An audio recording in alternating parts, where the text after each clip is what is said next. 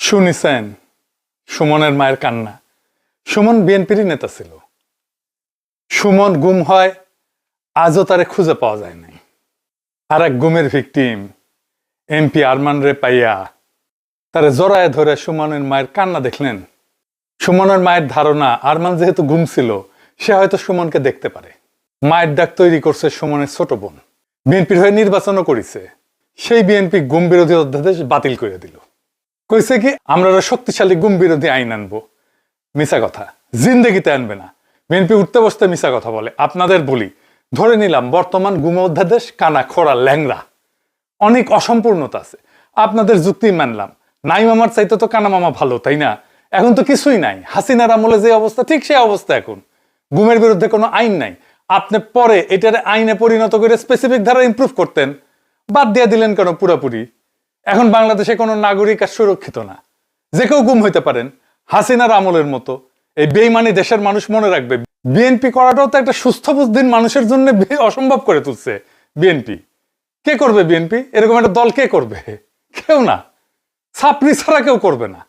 মানবাধিকার কমিশন অধ্যাদেশ বাতিল করে দিচ্ছেন মিছা যুক্তি দিয়া, আর মানবাধিকার কমিশনের সব সদস্য একসাথে পদত্যাগ করেছেন। বাংলাদেশের ইতিহাসে এই ঘটনা ঘটে নাই। যখন ক্ষমতায় থাকে কেউ, তখন এরা ভুলেই যায় যে ক্ষমতা চিরস্থায়ী না। এই কাজ জামাত এনসিপি করলে বুঝতাম যে ফার্স্ট টাইম আসিছে, বুঝতে পারতেছে না। কিন্তু বিএনপি তো ক্ষমতায় ছিল একাধিকবার, ক্ষমতা হারাইছেও। কোনোবার পিসফুলি ক্ষমতা কিন্তু ছাড়েনি। তার ক্ষমতা প্রত্যেকবারই একটা দুর্ঘটনা, একটা রক্তপাত এর মধ্যে দিয়ে গেছে।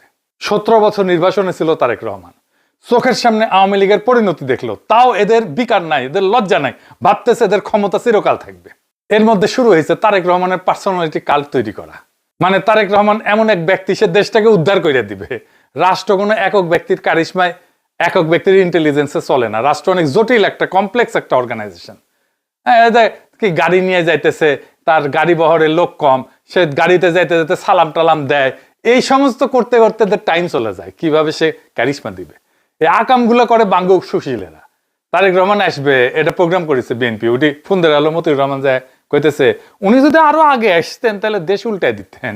দেশে নাকি রাজনৈতিক শূন্যতা চলতেছে, তারেক রহমান আসলে সেই শূন্যতা পূর্ণ হবে। শুনেন, আমি ব্যক্তিগতভাবে এটা মনে করি যে দেশে একটা রাজনৈতিক শূন্যতা রয়েছে, চলছে। এটা একটা বিপজ্জনক। আমি সবসময় ভাবতাম বা এখনও মনে করি যে বিএনপির ভারপ্রাপ্ত চেয়ারম্যানের আরেকটু আগে, বেশ একটু আগে যদি আসতে পারতেন, তাহলে এক্ষেত্রে হয়তো বিএনপি এবং দেশের মধ্যে একটা ভালো সুবিধাজনক অবস্থা তৈরি হতে পারত। শুনিছেন? সে তো আসিছে, দেশের ক্ষমতাও দিচ্ছে, সবাই মিলে তো ঘুটু করে দিচ্ছেন তার দেশের ক্ষমতা। কই দেশের শূন্যতা পূর্ণ হয়েছে নাকি দেশে শান্তি আসিছে? এই মতিউর রহমান এতই জাউরা, সে লিখেছিল তারেকের দুর্নীতির বিচার করতে হবে। আবার আজকে তারেকের পাচা টিচ্ছে। সেই একই মুখে বলে তারেক রহমান ফিরলে দেশ উদ্ধার হয়ে যাবে। শুধু তাই না, বিএনপিকে সাপোর্টও করে। কইছে এডিটর সাহেব, শুনে দেন। এটা একটা বড় শক্তি, আপনাদের বড় সফলতা। সেটা সালাউদ্দিন আহমেদের বিনয় হোক বা দলের প্রতি আমাদের কিছুটা আস্থা বা সমর্থন বা ভাল লাগা থেকে যেভাবে বলি না কেন, এটাও একটা বড় গুরুত্বপূর্ণ। শুনেছেন? আমি সেভ করে রেখেছিলাম কলে, ফসাদ করে কয়ে দিছে আমরা সমর্থন করি। হ্যাঁ, হাসিনা যাওয়ার পরে পেরে মুতলাই উঠিচ্ছে। কেমন পছন্দ করে সেটা তো দেখিছেন, তাই না? তারেকের দুর্নীতির বিচার করতে হবে। হ্যাঁ, মানে এগুলো জাউরার জাউরা একেবারে, এদের বুক পিট নাই। আর এক বিএনপির ধামাধরা সম্পাদক আছে মতিউর রহমান, আরেক মতিউর রহমান কইতেছে যে তারেক শব্দের অর্থটা কি শুকতারা। শোনেন, আমি বলছি তারেক শব্দের অর্থ কিন্তু শুকতারা। আচ্ছা, বাহ, ভালো একটা বিষয়। কিন্তু এই শুকতারা কি হইতে পারবেন তারেক? এইটাই ছিল আমার লেখার, এইটাই আর কি। এই উদ্দেশ্যে আমি লিখেছি। আমি লিখেছি যে আসলে তিনি কি পারবেন, নাকি তিনি আপোষের চোরাবালিতে আবার হারিয়ে যাবেন? তিনি কি আবার দলীয় রাজনীতির কাছে নিজেকে আত্মসমর্পণ করবেন, নাকি তিনি জাতীয় নেতা হবেন? এটা যদি তারেক রহমানের কাছ থেকে যদি আমরা সেই পরিবর্তনটা পাই, তাইলে মুবারকবাদ, আবারও স্বাগত জানাবো। জি না মতি ভাই, তারেক শব্দের অর্থ শুকতারা না। আর আরবিতে শব্দটা তারিক। তারিক এডিটর সাহেব লিখে দেন, আরবিতেও লিখে দেন নিচে। আরবি শব্দের এই মূল অর্থ হইতেছে রাতের আগন্তুক, যে রাতে এসে দরজায় কড়া নাড়ে। পবিত্র কুরআনে একটা সূরা আছে, সূরা আত-তারিক, ৮৬তম সূরা। তো এইখানে এই তারিক শব্দটা ব্যবহার হয়েছে রাতের আকাশের উজ্জ্বল তারা অর্থে। আন নাজমুস সাকিব, অর্থাৎ যে তারা রাতের অন্ধকার ভেদ করে জ্বলে, রাতের আকাশে উজ্জ্বলভাবে দৃশ্যমান যে কোনো তারাই তারিক, যে অন্ধকার ভেদ করে আলো দেয়। তো নামে তো কিছু আসে যায় না, কানা ছেলের নামও পদ্মলোচন হইতে পারে। এইভাবে না চেটলে হয় না। এভাবে তো পলিটিক্যাল লিডারদের শেষ করে দেন আপনারা। মুজিবকে শেষ করেছেন, জিয়ারে শেষ করেছেন, এরশাদকে শেষ করেছেন, হাসিনারও শেষ করেছেন। নিজেরে হারকুলেস ভাবা শুরু করে পলিটিক্যাল লিডাররা, নিজে ডুবে ওর বাপরে উঠবায়। হাসিনা যদি ওর বাপরে রেহাই দিত তাইলে এভাবে মূর্তি তো গেছেই, বাড়িটাও জয় বাংলা হইয়া যেত না। সব সাকসেসের বাপ বানান একজনকে, আর সব ফেইলিওর সব তারই নিতে হয়, তার কান্দে চাপে আর হেলিকপ্টার করে পালাইতে হয়। একটা জিনিস বলেন মতি ভাই, যেভাবে মাথায় তুলেন সে তো তার সাথে মেধাবী কাউরে কাছে দিতে দিবে না। আমরা তো স্যাম্পল দেখতে পাচ্ছি, কারণ তারেক রহমান ইনসিকিউরিটিতে ভুগবে, আর কোন মেধাবী লোক তার সাথে কাজ করতে যাবেও না। বাংলার লুথার কিং উপাধি দিয়ে দিলেন, হুদাই আবেগ কাজ করেছে, বিবেক কাজ করে নাই, তাই না? না, আমি নির্দোষ দাবি করতেছি না। আমি কি আপনাদেরকে একবারও বলছি আমি নির্দোষ? তখন আমার আবেগে কাজ করছে, বিবেক কাজ করে নাই। তো তারপরে তার ফল কি হয়েছে দেখেন। হাসিনা যেমন ভুলভাল কইতো, মেগালোম্যানিয়া ভুইগা, ঠিক তেমনি এখন তারেক রহমান কইতেছে ভুলভাল, ইতিহাস কইতেছে, ইতিহাস বানাইতেছে। টাঙ্গাইলে কৃষক কার্ডের উদ্বোধন করতে গেছে, যা কইতেছে জিয়াউর রহমানকে মৌলানা ভাসানী নাকি 1979 সালে ধানের শীষের মার্কা দিয়ে গেছে। শুনেন কি বলেন, নিজের কানেই শুনুন। যখন 1979 সালে নির্বাচনের সময় আসলো, সেই সময় মৌলানা ভাসানী শহীদ রাষ্ট্রপতি জিয়াউর রহমানকে বললেন, তোমার হাতে আমি ধানের শীষ তুলে দিলাম। শুনিছেন? মৌলানা ভাসানী 1976 সালে মারা গেছেন। এডিটর সাহেব পত্রিকাগুলো দেখায় দেন, ডেটটাও দেখায় দেন, বড় করে দেখান, দেখিছেন? তো মৌলানা ভাসানী কব্বর থেকে উঠে এসে জিয়াউর রহমানকে ধানের শীষ দিয়ে গেছে। হ্যাঁ, কথাটা তো মিছা। আপনারা কি জানেন যে প্রাইম মিনিস্টারের স্পিচ রাইটার থাকে, বক্তৃতা লিখে দেওয়ার লোক থাকে, একজন না একাধিক, তারা বেতন পায়। তার মানে কোন মাপের ভালসুন গুলা তারেক রহমানের আশেপাশে, বুঝেছেন তো? যখন ক্ষমতা আসেনি তখন যে সোয়াবিন কইছে ফরিদপুরে, যে দিনাজপুরে যে আম কইছে, ফেনীর যে মেডিকেল কলেজ কইছে, নীলফামারীর মেডিকেল কলেজ কইছে, সেটা নয় বুঝলাম। এখন তো স্ক্রিপ্ট রাইটার আছে, নিজের বাপরে নিয়ে মিছা কথা বলে। আমারে আপনারা সে নিয়ে কোন লেভেলের মিছা কথা কইতে পারে চিন্তা করেন। এখন যখন বিএনপি কয় আমরা আরো ভালো গুমাইন করে দেব, বিশ্বাস করা উচিত? বলেন, বিএনপির নির্বাচনী ইস্তাহারে যা ছিল আগে, যা যা দিছে খালেদা জিয়ার আমল থেকে, তার 10% বাস্তবায়ন করতে পারে নাই। হিসাব করে অঙ্ক কষে দেওয়া যাবে। হ্যাঁ, ভাব মারায় এখন। হ্যাঁ, তারেক রহমান তো কথা বলে না সংসদে, বসে বসে পেপার পড়ে, আর মাঝে মাঝে টেবিল চাপড়ায়। সাংবাদিক সম্মেলন করতেছে নির্বাচনের পরে, দেখেন সেখানেও সে নিজে উত্তর দেয় না। There are many. All right. How do you plan on balancing relations with India, Pakistan, and China? Siddiq, thank you. I think Khusru apni bollen, we have already answered this actually. You have already answered this. We have answered it already. দেখেছেন? আর মন্ত্রীগুলো বানাইছে মাশাআল্লাহ। আসেন এক এক করে মন্ত্রীগুলো একটু দেখি, দুই একটা দেখবো আজকে আর কি। বিএনপি প্রচুর কুরকুরে নিয়ে আছে 1971 নিয়ে। তো এক মন্ত্রী তো কইছে যে তাদের ঝুলিতে নাকি 3টা ট্রফি আছে, দলের মধ্যে প্রচুর মুক্তিযোদ্ধা নাকি, যেটা বিরোধী দলে খুঁজে পাওয়ার কোনো সুযোগ নাই। শুনেন, আজকে ট্রেজারি ব্রাঞ্চে, সরকারি দলের ব্রাঞ্চে আজকে আমাদের আনন্দের বিষয়, বহু মুক্তিযোদ্ধা আমাদের সামনে বসে, জয়নাল আবেদিন ফারুক, আমাদের মনিরুল হক চৌধুরী, আমাদের স্বাস্থ্যমন্ত্রী সাখাওয়াত হোসেন বকুল সহ অ্যাডভোকেট ফজলুর রহমানের মতো প্রথিতযশা সুনামধন্য মুক্তিযোদ্ধা, আজকে গয়েশ্বরচন্দ্ররা, ইকবাল হাসান মাহমুদ টুকু সহ অনেক প্রথিতযশা সুনামধন্য মুক্তিযোদ্ধা আজকে সরকারি দলের বেঞ্চে উপস্থিত। আজকে বিএনপি এমন একটি সংগঠন যারা 3টি আন্দোলনকে ধারণ করে, এবং 3টি আন্দোলনের ট্রফি যাদের ঘরে 1971, 1990 এবং জুলাই আগস্ট 3টি আন্দোলনই আমাদের ঘরে। এরকম ট্রফি অন্য কোন রাজনৈতিক দল বাংলাদেশের ইতিহাসে দেখাতে পারবে না। মাননীয় স্পিকার, শুনিছেন? নিজের দলের স্পিকার সাথে সাথে ইজ্জতের ফালুদা করিয়া দিছে, কইছে আমার সাথে জামাতের এমপি রণাঙ্গনে মুক্তিযোদ্ধা ছিল। শুনেন, মাননীয় সদস্য, এক মিনিট। বিরোধী দলের বেঞ্চেও মুক্তিযোদ্ধা রয়েছেন, আমি নিজেই রণাঙ্গনে দেখেছি। গাজী নজরুল ইসলাম সাতক্ষীরা, তিনি একজন মুক্তিযোদ্ধা। Please continue. শুনিছেন? একটা রাজনৈতিক লড়াই, তার কাছে খেলার মাঠের ট্রফি। চিন্তা করেন, এত রক্তপাত, এত হিরোইক লড়াই করলো একটা দেশের মানুষ, কোটি কোটি মানুষ লড়াই করলো, কতজন জীবন দিল, কতজনের অঙ্গহানি হইল। আমরা কতগুলো মানুষ তো এখনো তো বিদেশে পড়ে আছি, তারে দিল আমাদেরকে বিদেশে শরণার্থী হয়ে পড়ে আছি, রাষ্ট্র নাই, রাষ্ট্রহীন নাগরিক হয়ে আছি। আর সে এটারে কয় ট্রফি। কতখানি নির্লজ্জ। এদের কাছে এই শহীদ মৃত্যুর কোনো দাম নাই। জুলাইকে কি দাম দিবে? জুলাইকে বেচবে, নিজের স্বার্থে কাজে লাগাবে। সংসদে নিয়ে আসিছে তাদের দলের জুলাইয়ের আহতদের, আইনছে কেন এনসিপি জামাতকে গালাইতে হবে গাদ্দার বলে, সেজন্য নিয়ে আসছে ভাড়া করে। কি নির্লজ্জ, কত নিচ, কত ইতর, কত শয়তান এই দলটা। জুলাই যোদ্ধা আতিক নিজেই বলছে এটা নিয়ে, শুনেন। আজকে দেখলাম সংসদ ভবনে জুলাই যোদ্ধাদের ইনভাইট করেছে বিএনপি। ওইখানে আসলে যাদেরকে ইনভাইট করা হয়েছে ওইগুলো ম্যাক্সিমামই হচ্ছে আন্দোলনের আগে থেকেই ছাত্র দল, যুব দল, এইসব সংগঠনের সাথে যুক্ত ছিল। মূলত ওই সংসদ ভবনের ইনভাইটে তারাই যেতে পেরেছে যারা আসলে বিএনপির হয়ে কাজ করে বা বিএনপি যাদের মাধ্যমে তাদের হচ্ছে ফ্যাসিলিটি আদায় করতে পারে, তাদেরকে ইনভাইট করেছে। শুনিছেন? আতিককে তো চেনেন, হাসপাতালে বেঁধে এক হাত কাটা গেছে, আর এক হাসতেছিল, বলতেছে আর এক হাতও দিয়ে দেব। আগুন বরাবর ছেলে একটা। এখন শোনেন, ও কিন্তু আবার বিএনপি করে। এখন শোনেন হাসনাত আব্দুল্লাহ কি বলে। ওনারা একদিন একটা নাটক সাজাইলো, উনাদের পন্থী কিছু ছাত্রদল, যুবদল সহ অনেকেই আছে যে তাদের এই অভ্যুত্থানে ফেসিবাদ বিরোধী প্রত্যেকটা রাজনৈতিক দল সমানভাবে অংশগ্রহণ করেছে। তাদের আত্মত্যাগ ছিল, তাদের দীর্ঘ লড়াই ছিল, তাদের দীর্ঘ হিস্ট্রি ছিল।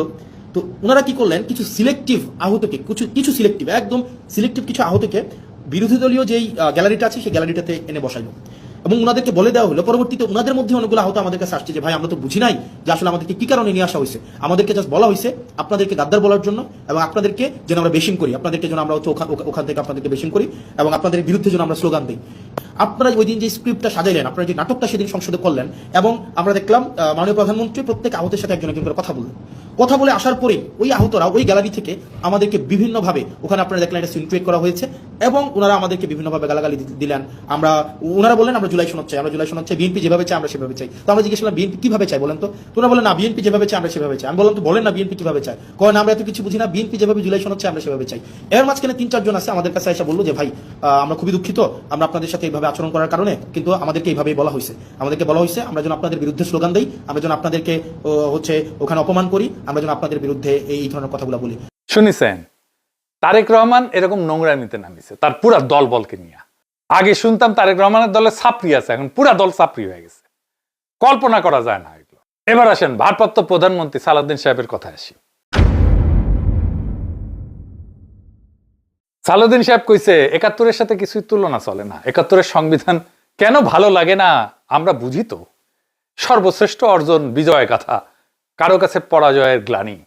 শুনেন, এখন ৭১ এবং ৭২ সংবিধান কেন ভালো লাগে না আমরা বুঝি তো মাননীয় স্পিকার। ৭১ এই দেশের স্বাধীনতার ঘোষণা, স্বাধীনতা যুদ্ধ, মুক্তিযুদ্ধ, বিজয় অর্জন, শহীদ রাষ্ট্রপতি জিয়া, সবই এক কাতারে গাথা। এদেশের মানুষের সর্বশ্রেষ্ঠ অর্জন, বিজয় গাথা। কারো কারো জন্য হতে পারে এটা পরাজয়ের গ্লানি, আমি ওই জায়গায় যাব না। শুনেছেন, এই একটা সত্য কথা কইছে সালাউদ্দিন সাহেব। আমরা তো জানি কার কাছে ৭১ গ্লানি। জিয়াউর রহমান আর স্বাধীনতার ঘোষণা নাকি একাকার, কইছে না? হ্যাঁ, আসেন জিয়াউর রহমানের সেই স্বাধীনতার ঘোষণা শুনি আমরা বিএনপির পেজ থেকে। এডিটর সাহেব ভেরিফাইড পেজটা আগে দেখান। দেখেছেন? আচ্ছা, এইবার স্বাধীনতার ঘোষণা ওই অংশে যান, গেছেন? এইবার আপনি শুনান বিএনপি কি প্রচার করে জিয়াউর রহমানের স্বাধীনতার ঘোষণা। শুনান।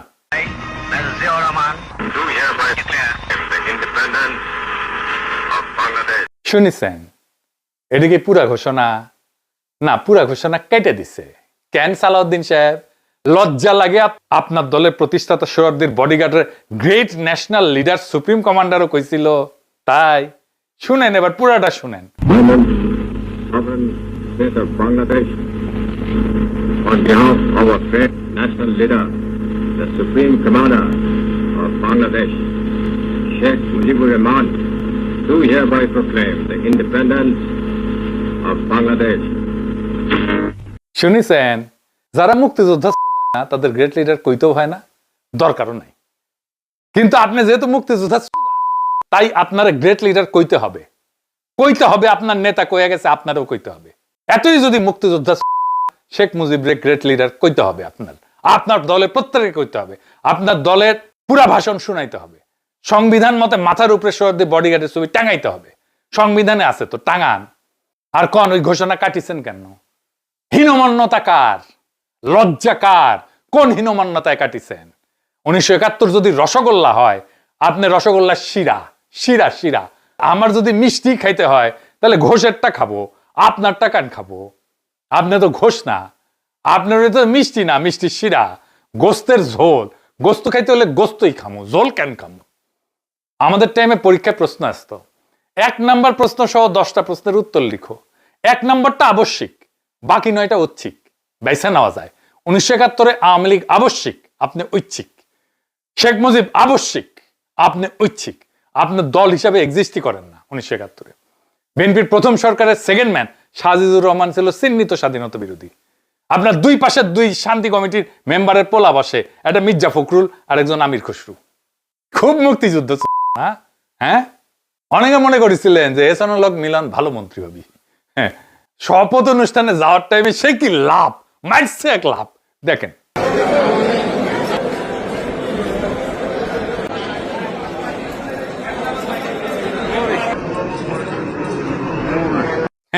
আরে মিলন ভাই, লাভ মেয়েরা কি টাইম বাঁচে নাকি? হুদা এই সমস্ত নাটক করার দরকার আছে? নাটক কম করো প্রিয়, এটাই তো বলে আজকালকার পোলাপান। তো দেরি করে আসিছেন কেন? লাভ মেয়েরা কি দেখাইতে চান? আপনি শিক্ষার কি উন্নয়ন করবেন সেটা তো দেখছে জনগণ। দেখেন নাই? দেখেন কি কয় পোলাপানদের, ছোট বাচ্চা কাচ্চাদের কি কয় শোনেন। তোমার নাম কি? আব্দুল্লাহ মামুন। বেগম খালেদা জিয়ার নাতনি তারেক রহমানের মেয়ের নাম কি?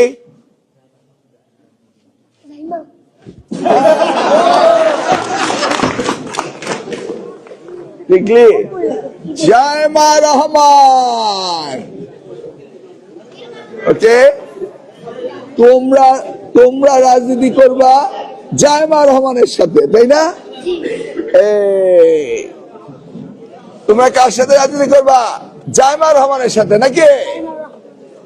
তুমি কার সাথে রাজনীতি করবা বলো? জায়মা রহমানের সাথে নাকি? ওকে, দেখেছেন, এটা ওনার হাইট অফ ইমাজিনেশন। জাইমা রহমানের সাথে তোমরা রাজনীতি করবা। জাইমা রহমানের নাম কি? এটাই হইতেছে প্রশ্ন তার। হ্যাঁ, 20 বছর পরে আপনার দল তো থাকবে না, এটাও শেষ টান। এরকম একটা অনাধুনিক দল টিকবে না বাংলাদেশে। আপনি যেভাবে মন্ত্রণালয় চালাইতেছেন, আপনার মন্ত্রণালয় একটা ব্যর্থ মন্ত্রণালয় হবে। আমি সরি মিলন ভাই, আপনার আমি পছন্দ করি, কিন্তু আপনি যা করতেছেন আপনার মন্ত্রণালয় একটা ব্যর্থ মন্ত্রণালয় হবে। আপনার দরকার হলে আমার সাথে কথা কয়ে নিয়েন, কেন হবে আমি এক এক করে ধরাই দেবো। আমি আর একটা ক্লিপ দেখাই, আপনারাই দেখাই, দেখেন। আপনি আপনার মেয়েকে আপনার স্কুলে আপনার হেডমাস্টারিতে পড়ান নাই, আপনার নিজের উপরেই তো আপনার আত্মবিশ্বাস নাই। আপনি আপনার মেয়ের ডাক্তার বানিয়েছেন, কনগ্রেচুলেশন, আমার কোচের মেয়ে ডাক্তার হয়েছে। কিন্তু আপনার মেয়ে ডাক্তার করার জন্য আপনি কুমিল্লা পড়িয়েছেন। আপনার মেয়ে যেখানে রয়েছে, যারা আপনার ক্লাস করে তারা ডাক্তার হতে পারে না, কুমিল্লা গেলে ডাক্তার হতে পারে। আপনি তো আপনার দায়িত্ব অপারগতা করেছেন।